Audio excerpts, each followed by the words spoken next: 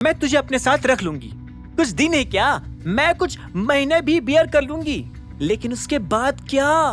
वही अगर तेरे पास 2 करोड़ रुपए होंगे तो ऐसे 1000 अभिनव तेरे आगे पीछे घूमना शुरू कर देंगे यार। Just think about it. Tracy ने उसे समझाया। वैभवी ने एक पल के लिए और सोचा और फिर चिढ़ते हुए सांस छोड़कर कहा, पर मैं ये सब करूंगी कैसे? ट्रेसी मुस्कुराई और उसने कहा, हाँ, ये हुई ना कुछ काम की बात। चिंता मत कर, मेरे पास एक अच्छा आइडिया है। ट्रेसी को देखकर वैभवी की आंखों में भी धीरे धीरे उम्मीद जगने लगी थी। वह बस यही दुआ कर रही थी कि ट्रेसी का आइडिया भी अपनाने में आसान हो। डॉन के घर से निकलकर अभिनव भी कुछ देर के लिए अपने ऑफिस चला गया था। हालांकि वहां भी कैबिन में बैठा हुआ वो बेचैन ही हुए जा रहा था। बलराज ने उसे अभी तक वापस कॉल नहीं किया था और घड़ी की सुई लगातार 10 बजने के करीब आते जा रही थी।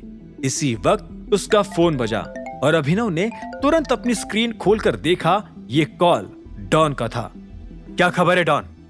हम बस निकल रहे हैं बॉस, आप बताओ डायरेक्टली लोकेशन पर ही मिलना है या पहले कहीं और? रुको, एक काम करो, तुम्हारी जो भी लोकेशन हो मुझे भेजो राइट नाउ, मैं वही आ रहा हूँ।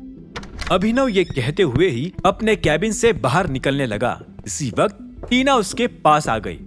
सर, आप कहाँ जा रहे हैं? अभी कुछ ही देर में एक अपॉइंटमेंट है। जो भी है कैंसिल कर दो, अभिनव ने हड़बड़ी में कहा और उसने लिफ्ट में घुसते ही बलराज का नंबर डायल कर दिया। बलराज ने अभी भी फोन नहीं उठाया, जिससे अभिनव चिढ़ गया और अपनी गाड़ी की ओर चला गया। गाड़ी में बैठते ही उसने देखा कि डॉन ने अपनी लोकेशन भेज दी थी। उस लोकेशन को देखकर अभिनव ने पूरा जोर देकर एक्सेलरेटर पर पैर रखा और फुल स्पीड में वो वहां से निकल गया। सिर्फ कुछ ही मिनटों में वो डॉन की बताई लोकेशन पर पहुंच चुका था, जहां पर वो और रंजन ऑलरेडी उसका इंतजार कर रहे थे। वो जगह थोड़ी सुनसान थी, इसलिए कोई उन पर नजर भी नहीं रख सकता था। बस सारे आदमी तैयार हैं, आपका बाल भी बाका नहीं होगा, डॉन ने कॉन्फिडेंटली कहा और अभिनव ने सिर हिलाकर जवाब दिया, सबको शांत रहने को ही बोलना। मैं सिर्फ यही चाहता हूं कि लक्ष्य और उसकी वाइफ निहारिका यहां से सही सलामत निकल जाए। अगर हमने ज्यादा हंगामा कर दिया तो उनकी जान भी जा सकती है।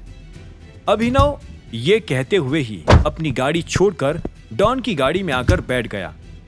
डॉन भी गाड़ी की पैसेंजर सीट पर आ गया और रंजन गाड़ी चलाने लगा। उनके पीछे पीछे वो 3 गाड़ियां भी आ रही थी, जिसमें डॉन के साथ आए हुए आदमी थे। कुछ ही देर में वो मीटिंग वाली जगह पर पहुंच गए, जहां पर दूर दूर तक कोई इंसान भी नजर नहीं आ रहा था। आसपास तलाशी शुरू करो, लक्ष्य और निहारिका यही होंगे, याद रखना उन्हें कुछ होना नहीं चाहिए। अभिनव ने ऑर्डर दिया, जिसके बाद तीनों गाड़ियां अलग अलग डायरेक्शन में जाने लगी। हालांकि रंजन ने अपनी गाड़ी अभी भी स्टार्ट नहीं की थी, जिसे देखकर अभिनव बोल पड़ा, क्या हुआ, गाड़ी चलाओ ना। नहीं चला सकता बॉस, आपकी सेफ्टी हमारी पहली प्रायोरिटी है। मिस्टर अकरम चाहते हैं कि मैं आपको किसी तरह की मुसीबत में ना आने दूं, डॉन ने कहा, जिस पर अभिनव ने गुस्से से उसकी शर्ट पकड़ ली। अकरम को कैसे पता चला? तूने बताया क्या उसको? मैंने नहीं बताया बॉस, उन्होंने खुद ही कहा कि आप कुछ ऐसा खतरनाक प्लान कर सकते हो, इसलिए उन्होंने पहले ही वार्निंग देकर रखी है। डॉन ने हिचकिचाते हुए अपनी बात कहकर रंजन की ओर देखा। तू बॉस के साथ ही रहना, ठीक है ना? इधर उधर मत चला जाइयो। मुझे पता है डॉन। रंजन ने सिर हिलाकर हामी भरी। अभिनव ने भी डॉन की शर्ट छोड़ दी और वो गुस्से से खिड़की के बाहर देखने लगा। उसे पता था कि उसे जाना था और ये भी पता था कि ये दोनों उसे नहीं जाने देने वाले थे। अभिनव को फिर यह भी महसूस हुआ कि कहीं ना कहीं अरबाज ने उस दिन उसे लक्ष्य के साथ मीटिंग करते हुए देख लिया था, तभी वो इतनी प्लानिंग करके बैठा था। उसे भरोसा था कि लक्ष्य और निहारिका इस जगह के आसपास ही थे। कुछ ही मिनटों में एक गाड़ी वापस आ गई और डॉन उतरकर उसके ड्राइवर के साथ बात करने चला गया। इसी वक्त दूसरी गाड़ी भी वापस आ गई और डॉन ने रंजन को बुलाया।